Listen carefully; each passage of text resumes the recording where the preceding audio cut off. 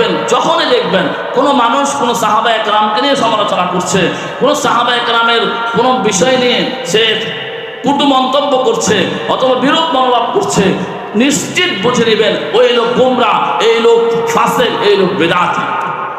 নিশ্চিত চোখ বন্ধ করে বুঝে নেবেন এই লোক বিদআতি, এই লোক গোমরা। যে মজলিসে সাহাবা একরামের সমালোচনা হয় ওই মজলিসে বসা জায়েজ নাই। যে ব্যক্তি সাহাবা একরামের সমালোচনা করবে ওই ব্যক্তির কথা শোনা জায়েজ নাই। ওই ব্যক্তি নিশ্চিত গোমরা, এটা মনে রাখবেন। প্রত্যেক আকীদার কিতাবের মধ্যে এটা বলা আছে, সাহাবা একরামের সমালোচনা যারা করবে তারা নিশ্চিত গোমরা, নিশ্চিত বিদআতি। সাহাবা একরামের কোনো ধরনের কোনো সমালোচনা করা জায়েজ নাই।